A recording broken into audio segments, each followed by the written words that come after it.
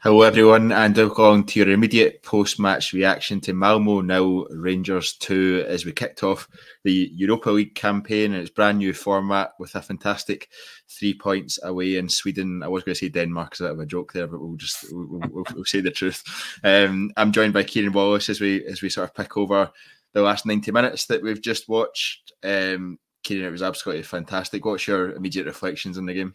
I am delighted after that. I don't know how many times I've come on here and done the post-match after a defeat or a poor performance, and it's like trying to rein your emotions in a wee bit. You like to do the pod a few days after because you've collected your thoughts. So maybe I'll get a wee bit overexcited here because I think cards on the table, that's arguably our best performance this season. I thought we were phenomenal.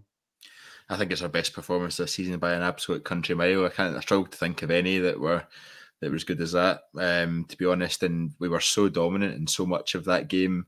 We looked like an actual proper football team for the first time in a wee while. We defended well. We took control and were dominant in a place where much better Rangers teams have struggled in the past. And it was a full house there. It was obviously it's not the biggest stadium in the world, but it's Scott Arfield was saying beforehand. It still makes there's still a good noise comes out of it and stuff like that. So no, I was really impressed by so much that we did today, and it always helps a little bit, Kyran, when you score the first goal within a minute. And I think it was Shugs just put a really good stat into our group chat. Bajrami's last goals for club and country have both come inside the first minute after 23 seconds against Italy in the Euros. Yeah, we'll talk about him a lot tonight. I thought he was a real difference maker, and I was so impressed by what I saw from him as well. So he'll definitely feature a lot tonight, and he features heavily in this first one as he grabbed his first Rangers goal. Really good pressing, I thought, and I thought that was a theme throughout a lot of tonight's game. Cherny Lawrence, I think it was pressing the full back. He only had one option, that was to go back. He didn't even look before he passed the ball back, which is obviously really good news for us. And Cyril Dessers was onto it. Clement takes the ball around the keeper and then shoots, which I was frustrated at the time. I was like, why have you not squared it straight away? I know Bajrami was a bit further back in the box, but he should have squared it straight away. But he took the shot on. We get the luck of the bounce off the post, and it's great just to see. But it's great just to see Bajrami up with play and in that position when we are in effect we were defending and pressing at that point. So it's good to just see him in there and calm as you like finishes, and we're 1-0 up after 57 seconds. I thought he done that very, very well tonight, supporting Dessers, getting up and making himself an option as well at the weekend. I think he'd done that as well. He was always an option, kind of up into the front line against Dundee and making himself not as a left winger, but more as an inside left. I don't know if that's not a very modern comment, but inside closer to the striker, if you know what I mean. Sima done it very well. He took up a lot of good positions, and this boy, from everything I've seen of him so far, and again, going back to my comment when we first started, I'll get very excited. This boy looks a player. He looks phenomenal. I thoroughly expected for Dessers to turn back and hit the keeper with the Dessers chop, and then chop again, and then square it. But he's unlucky. He's unlucky with the finish. I don't know if it's too tight an angle, but he's going at quite a pace. And we've been missing that wee bit of luck. So it was good that it fell to our players' feet for a change, and absolutely buzzing for Bajrami. I think the fans are going to love him. Yeah, absolutely. And it'll be interesting if he gets moved into, I know Tom Lawrence looked, I don't know if it was cramp or it was an injury towards the end of the second half, but potentially the opportunity for him to move into that central 10 role, which I think is where he prefers to play. So it'll be really interesting to see if that's the case in the upcoming game, especially against Hibs this Sunday. Ali McCausland mentioned, Kyran, at the very early on, that we looked at when we lined up, we looked a small side compared to Malmo, and we've tended to struggle against teams that's been the case against, but it didn't feel that way at all tonight. And actually, we took the initiative for a lot of that first half. I think the only threat Malmo had the whole night was the goal they scored that was offside. It was the boy was a mile offside as well. That was in the 17th minute. Some finish for the boy. It was a great finish, but he was about 2 yards off, 2 or 3 yards offside. but he was. I thought at that stage we looked comfortable. We were passing the ball around the back and into midfield and through the lines well. We were starting to find spaces in behind their defence as well. They were holding a really high line. I think the only thing that was that caught my attention was the Diomande booking, obviously quite early on in the game. I think after we saw what happened to Jeff Day in the Champions League qualifier, you're always a bit nervous, especially in such a combative position as that central midfield role when a player gets booked that early. There was a lot of debate over whether it was James Tavernier or Diomande, but it was definitely Diomande. But I thought that was the only slight hiccup, I guess. But the first half, I felt we were completely in control. We were completely on the front foot. We were pressing really well. We were creating chance after chance after chance. I think I've got 6 or 7 chances down here, and we can go through each, and I'll go through a few of them, the sort of more important ones. But it was that control that surprised me. We messaged each other before the game, Kyran, and we said, no idea how good or bad Malmo are, no idea how good or bad Rangers are going to be. This game could literally be anything, and I was really pleased with how it played out. Yeah, I think credit's got to go to the management here and the coaching staff as well. I felt like Clement has had a difficult time the past few days, loses Cortez in training, who I think might have started tonight. He then loses Igamani to a passport situation. We're not really sure. It's a strange one, isn't it? Yeah, I get sent something online on Twitter that said about Moroccans applying for a visa to go to Sweden. Let me try and find it. Yeah, I think that's 10 to 30 days. Visa, yeah, to access, even for short stay. Turnaround is 10 to 30 days. So trust us to mess that one up. So yeah, that's going to upset Clement's plans as well. We're already without Jeffrey. So we were dealing with a few injuries, but I know we'll get to it. But I thought he made the right changes. I thought the selection was good. I thought the game plan in and out of possession was excellent. I think I touched on it halfway through the first half that in possession we very much looked like a Geo team. There was shades of a sort of Geo performance in Europe where Barron was dropping back into sort of between the centre backs or into full back at times when we're on the ball, letting the full backs get a wee bit further forward. And the press was aggressive. The press wasn't just, right, we'll try and force them back until they then go long for the keeper. It was, no, we're going to go and try and win it. We're going to attack them high up the field and try and snatch it. That's where the first goal comes from. Our second goal, similar as well. We were in their faces. And this is what we've been crying out for as a support for a long time. And I think with Bajrami, he gives you that. I think he gives you that aggression going forward and taking up good positions when we do win it back and we do recycle. So yeah, I thought we were on it 100% tonight, and it's an absolute delight to see considering what we've had to put up with. Yeah, it really is, and I think we over the last couple of weeks, but over the last couple of months, basically since the season started, we've been looking for some signs of positivity and signs that the team's starting to come together and gel. And we've heard press conference after press conference where Philippe Clement has said middle of October, start of November, this team will really start to play. I'm hoping that what we saw tonight is the start of what's to come.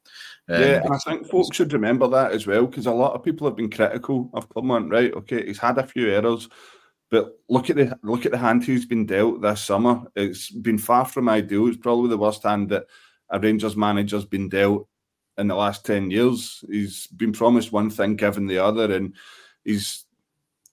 I think he's doing well out of it. We are progressing as a team. James Tavernier mentioned it in his post-match interview that we're a young team and we've went away to Malmo and we are the first Scottish team to beat a Swedish opposition. So let's not overlook that. And a Swedish opposition that have just cruised to their second title in a row, they're no mugs.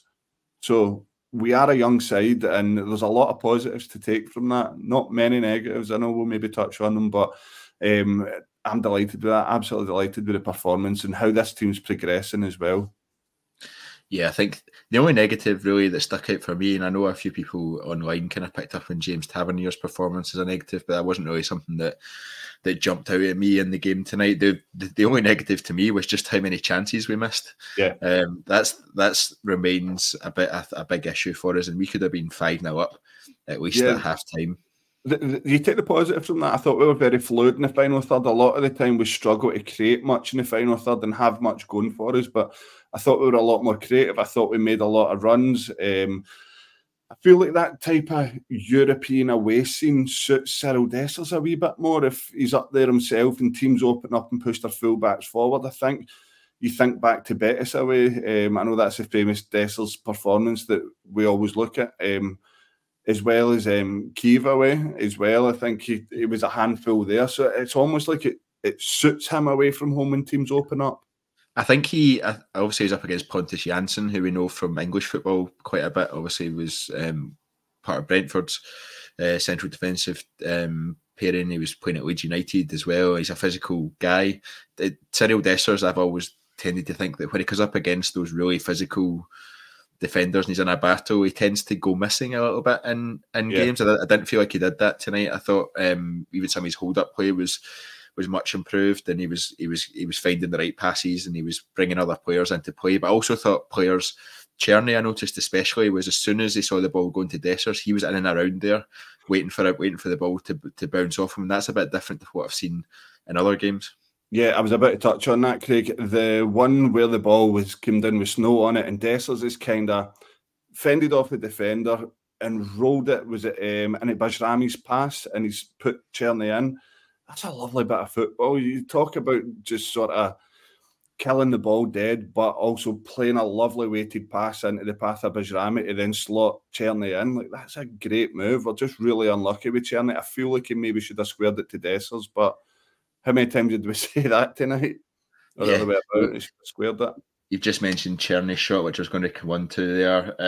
One that he really should score and one that he really should hit the target. There was plenty more there, but I did feel like we were dominant in that first half. Dessers was doing really well. There was that one where he was playing like 1-2s in the box, and they couldn't decide who was going to shoot just before the end of the first half, and the defender ended up getting back in. There was frustrating moments like that as well, where you're like, someone just needs to be decisive and to take on that shot. Yeah, I think Alan McCausland, who I thought was absolutely brilliant to hear him in commentary, commentating on our games. There's nobody better at that job. Was critical of Dessers for not playing Bajrami in, playing Bajrami in a wee bit later. He felt he gave him it a bit early. I'm not so sure. I think he should draw the defender in, but I think he's gave him it at the right time. I think the fault lies with Bajrami there. I think he's got to swing his left at it and make the keeper make a save, and then we go for there.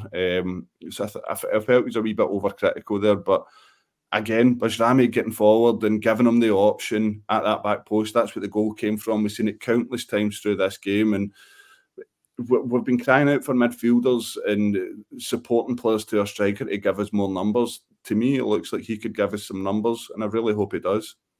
Yeah, definitely. And we had a penalty shout as well before the end of the first half, which we seem to... Cyril Dessers tends to get caught up in these kind of defenders holding his shirt and grabbing him and all that sort of stuff, and never quite seems to get the penalty for it for some reason. I'm not entirely sure, but the one, I think it was Robin Proper, was trying to wheel away from the defender. It was a set piece. I can't remember if it was a corner or a free kick, but it was a set piece, and the defender just hauls him down by his shirt. The referee waves it away. VAR does nothing, but it looked like a stonewall penalty to me. Yeah, there was one just before it as well where Taverniers put the cross in for Dessers, and it's almost like the defenders pulled the number round the other side of Dessers' shirt. Yeah. Now, from the set pieces, I felt they were very physical towards us. If they had done their homework and seen us for set pieces, they would probably be better just not to touch us. But I'm stunned it wasn't even looked at. It's a funny one. I don't know if referees in Europe have been encouraged not to give so many soft penalties and lay off it a bit, because, yeah, for me, that gets looked at in Scotland every day of the week. And if it's given, there's a full inquiry into why it's given, and if it's not given, then we just get on with it. Yeah, absolutely. But we're into the half-time break 1-0, and I was kind of feeling we've played really well there. We've been really impressive, but the game should be beyond doubt at this stage, and it's not. And there's that little bit of concern. You're giving Malmo the opportunity to go in and reset and come back out and all it takes is one goal and then you're on the back foot against a home team.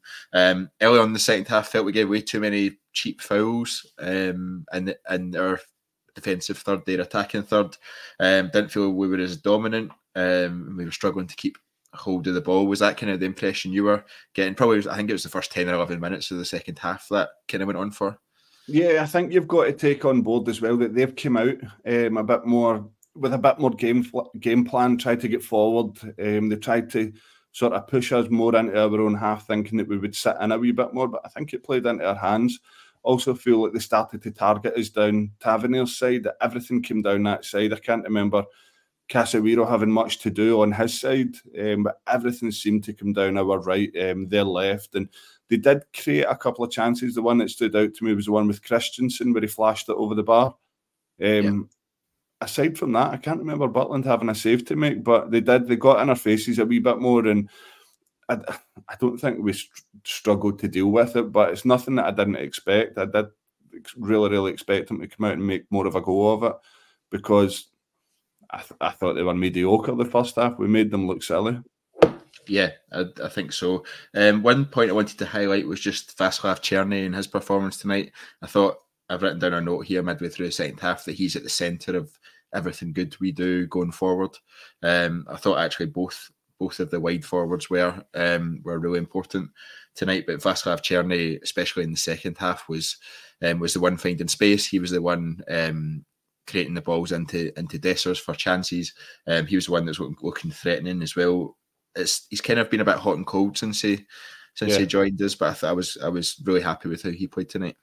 Yeah, I think the guys touched on it in the pod last night, saying that when you bring in a lone player of his experience, you expect him to hit the ground running and not need that settling in phase. But when you look at the game against Kiev away, and then you look at the game at Parkhead, and then you look at the game Motherwell at Hampden, I think the criticism you could make of him, that going back the way and doing the defensive side of things, he's very slack and sometimes a wee bit lazy and maybe not used to the shape. But I think, again, we've been quick to jump the gun there. Tonight, I think he put a power of work in going back the way, and helping Tavernier out quite a lot, as well as being a threat going forward. Now, I also do think that Clement made the change at the exact same time. I thought he looked tired, but he did. He put in a real shift, and it's easy to forget he's just came back from, whether it was a bug or a virus.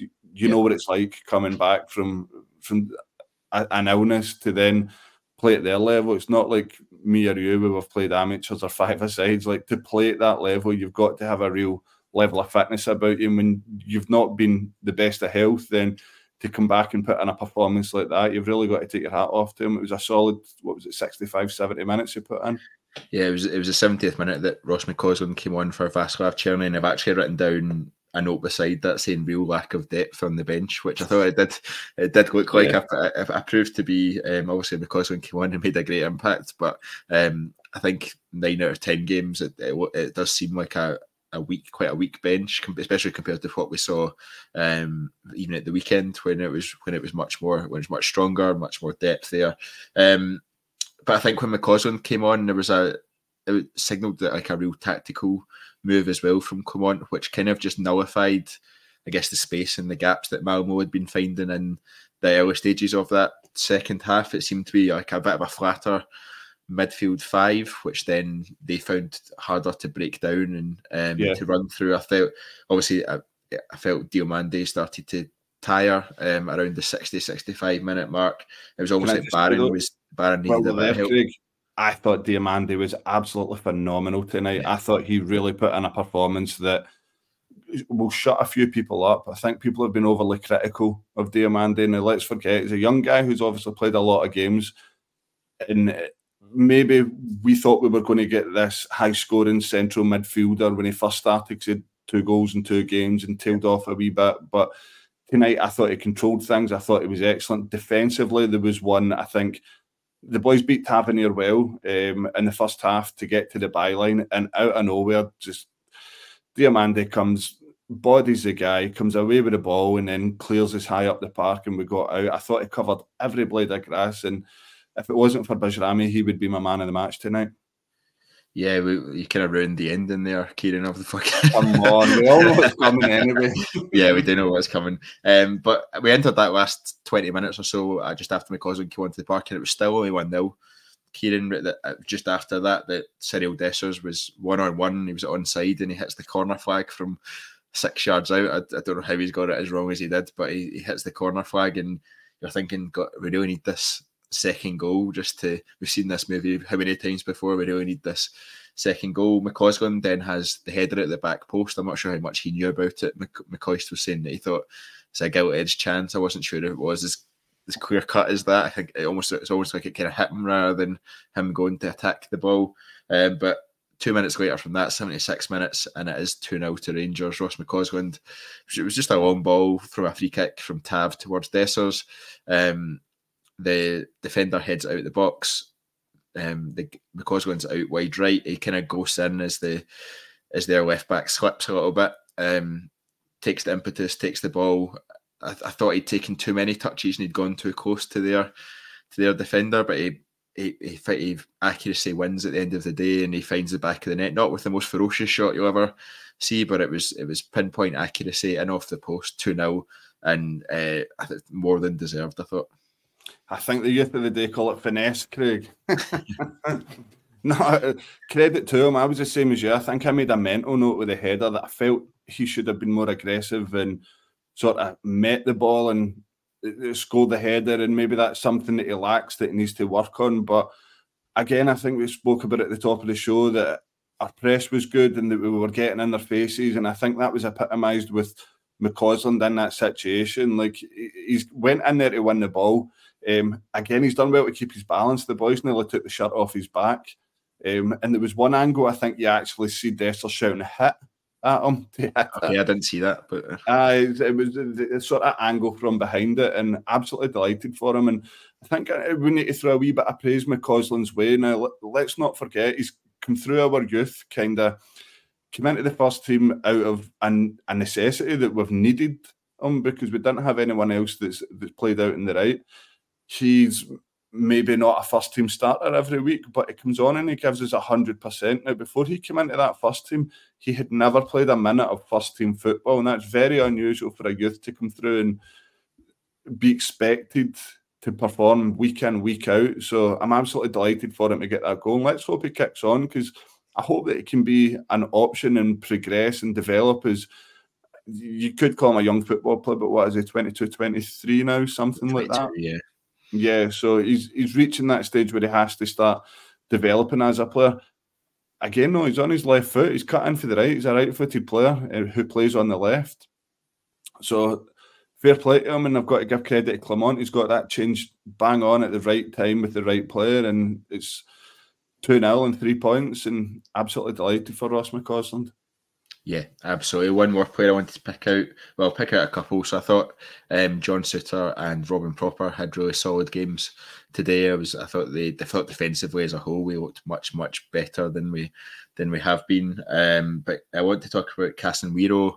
I'm not sure many of us had him down as our left back playing tonight. But I was thoroughly impressed. Philippe once said beforehand it's not an exam, it's just an opportunity for him to play and come in. He more than passed any exam that they could have been doing there. I thought even his chance at the end where he scoops it over the bar, he's still got the energy and he's still got that attacking threat to be up with play at that point. And you probably could have played it to Diomande on the right rather than the defensive fullback on the left, but I thought he was up with play, and he was dying to make that chance and get an opportunity up there. But I thought defensively he was really solid, and he was excellent. Especially, I think I've got a note here, 88th minute, Casemiro, excellent defending the box. I think he was between two Malmo players, and he managed to clear the ball and put it to safety. And I was like, I'm really impressed by that. And for a debut for Rangers, I'd be really encouraged by seeing much more of him in the team. They got no change out of him whatsoever down that side. I can't remember him being phased. The only point I remember is the one you mentioned there, where the boys put a great delivery into the box. It's probably one defenders hate to defend, but he's managed to sort of get between them, and it's like a sliding sort of half-volleyed clearance that he's done. But yeah, he didn't look phased at all. He looked hungry to get forward, and I'm looking forward to seeing more of him. I'm not really going to jump the gun just yet because we've seen him playing out of position. I think he's primarily a centre-back and a right-back. But again, I'd like to see him play at the weekend. I think that's a good opportunity to roll a few changes and rotate the squad a wee bit. Maybe see Jefte come back in, Igaman give Dessers a rest up front. Maybe see Tav get a rest, because you did see a few players pulling up with cramp. Tom Lawrence as well. So it might be a chance to rotate the squad a wee bit and a bit more playing time for Casemiro, hopefully. Yeah, I'm not sure how confident I ever feel rotating the squad. I think, especially given how we started the season, I'm not entirely comfortable with that. But I can see the logic behind it, and it does seem like there's more players that are now capable of coming in, and you'd have the confidence of them delivering a performance. I think important to note that Malmo had 0 shots on target tonight, which is a real step up for us from where we've been so far this season. But just to finish us off on this podcast, Kyran, I just wanted to get your thoughts on just how important is it that we got those 3 points tonight. I think Malmo was one of the games that was pinpointed as if we're going to have any chance of qualifying for the playoff round or qualifying for I think it's the last 16 the top 8 go to, isn't it? If we're going to have any chance of staying in the competition, let's put it, then we had to win tonight, and we went and we've done the business, and I couldn't be happier with how the team played. Yeah, I think tonight was more of a must not lose than a must win, to be honest. Malmo been a wee bit of an unknown faction in terms of what level they were at in Europe, and in terms of us being a young team, I didn't really know what we were going to get, like we spoke about before the game. So I'm delighted with the 3 points. I'm delighted how we've started in the group. Had this been the old setup in the Europa League, you'd be thinking right away, this is 6 points. They come to Ibrox and we're going to take 4 or 5 off them. Unfortunately, when you look at how unlucky we've been with the draw, we were pot 1 seeded, and we've ended up with an away tie against arguably the weakest team that we would come up against. We've got the 3 points, we've got the job done, and we come home and we focus on the weekend. So it's all a wee bit of the unknown with this new setup and how it's going to pan out. So usually with the old setup, with the group stage of 4, you'd be targeting around about 7 points to get through somewhere in that region. In this setup, we're just not sure. We're not really sure because there's no history to it. I think you probably need a minimum of 10 points to stay in the competition. Probably follow a similar format to the Champions League in terms of the predicted points totals you need. But I think the Europa League is more dog eat dog than the Champions League is, and anyone can beat anyone. You see some wild results in the Europa League that you don't see anywhere else. So, but I'd imagine the 10-point mark is probably where you're aiming as a minimum, and it means that we've got 4 really tough games, and 4 that you'd say, right, we've got a decent chance of getting points out of those, and it just means we need to take points out of those, all 4 of those games, and then anything else is a bonus on that one. But I've really enjoyed tonight's Rangers performance, and next game in the Europa League is against Lyon at Ibrox, which I think will be a challenge. They're not quite the Lyon they have been in previous years, but they are still a very good side that have spent a lot of money on their squad. But Kyran, thanks very much for joining us for this immediate post-match reaction. Plenty still to come on the TII network as we move towards the weekend. Kyle and I will be at Ibrox for the game against Hibs, and we'll be back with plenty more content after that as well. Please remember to like the video if you enjoyed the content, subscribe to the TII YouTube channel or on any of the audio platforms that you do listen to the podcast on, Spotify, Apple Music, etc., to make sure you don't miss out on any upcoming content. But thank you very much everyone for listening. Until next time, goodbye.